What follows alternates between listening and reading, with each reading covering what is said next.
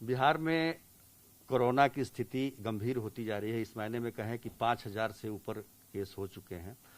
हालांकि लॉकडाउन के दौरान बहुत सारे प्रवासी बिहार आए और क्वारंटाइन सेंटरों में रहे, उनकी जांच भी की गई।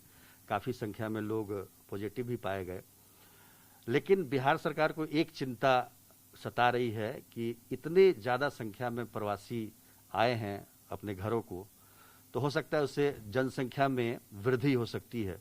हमारे साथ बिहार के उप मुख्यमंत्री सुशील कुमार मोदी हैं। मोदी जी, आपने चिंता जाहिर की कि जनसंख्या बढ़ सकता है, तो आप लोगों ने कुछ उपाय भी किए हैं अपने सरकार की तरफ से। वो क्या उपाय है और क्या आपको? देखिए, बिहार के अंदर जो जनसंख्या वृद्धि की दर है वो लगभग 25% है। यानी एक दशक में जब जनगणना होती है तो 25% की वृद्धि हो जाती है। तो आप इसी से सोचिए कि बिहार में सर्वाधिक वृद्धि दर है पूरे देश के अंदर। सर्वाधिक वृद्धि दर, ग्रोथ रेट जो है जनसंख्या का बिहार के अंदर है। ये सभी लोगों के लिए चिंता का विषय है और इसीलिए हम लोगों ने परिवार नियोजन को प्रचारित, और हम लोग जो परिवार नियोजन प्रचारित करते हैं हम लोगों ने ये पाया है कि लड़कियों की शिक्षा सबसे बड़ा माध्यम है। लेकिन अब चूंकि बड़ी संख्या में माइग्रेंट लेबर आए हैं, शिविर में रह रहे हैं, क्वारंटाइन सेंटर, और हम लोगों ने तो क्वारंटाइन सेंटर को और शिविर में बदल दिया, कैंप के रूप में।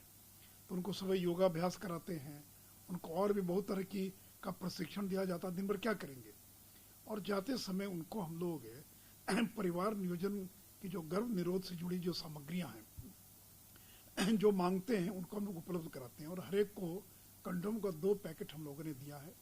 और हमारी आशा वर्कर, जो आंगनबाड़ी वर्कर जो घर घर जा रही है स्क्रीनिंग के अंदर, वो भी वहाँ पर महिलाओं को परिवार नियोजन के बारे में संदेश देती हैं, बताती हैं।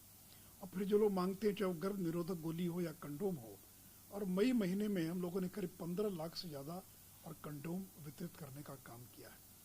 तो इसलिए लोग अगर इस्तेमाल करना चाहें तो लगता है कि ये जो सरकार की तरफ से जो उपाय किए जा रहे हैं इसका कुछ लाभ होगा, क्योंकि परिवार नियोजन को लेकर सरकार जिस तरीके का की जनसंख्या की वृद्धि है बिहार में, सरकार उस तरह का उपाय, कारगर उपाय जो है वो नहीं कर पाती। देखिए, हम तो ये मानते हैं कि शिक्षा सबसे कारगर उपाय है। और अगर लड़कियां पढ़ जाती हैं तो पढ़ने के बाद उनकी जो फर्टिलिटी रेट है वो कम हो जाती है। और देखिए, 15 साल में हम लोग के प्रयास का ही परिणाम है, लड़कियों की खासकर शिक्षा का परिणाम है कि जहाँ बिहार की फर्टिलिटी रेट 4.3 थी वो घट कर 3.2 हो गई। यानी एक महिला और अपने जीवन काल में कितने बच्चा पैदा करती, तो 4.3 आंकड़ा था, वो घट कर 3.2 आ गया।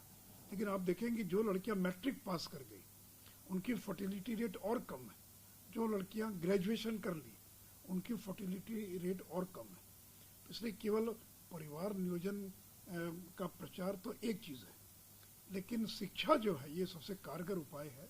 इसलिए हम लोगों को, लड़कियों को भी शिक्षित करने का काम कर रहे हैं। और साथ ही साथ जो है, जो परंपरागत तरीके से परिवार नियोजन की जो सामग्रियां हैं, और ये माइग्रेंट लेबर इतनी दूर से आए हैं तो उनको भी तो मालूम होना चाहिए क्या परिवार नियोजन है। चूँकि वहाँ उनको मौका शायद नहीं मिला होगा, यहाँ परिवार के नज़दीक आए हैं, इसलिए उनको फैमिली प्लानिंग के बारे में भी हम लोग जानकारी देते हैं।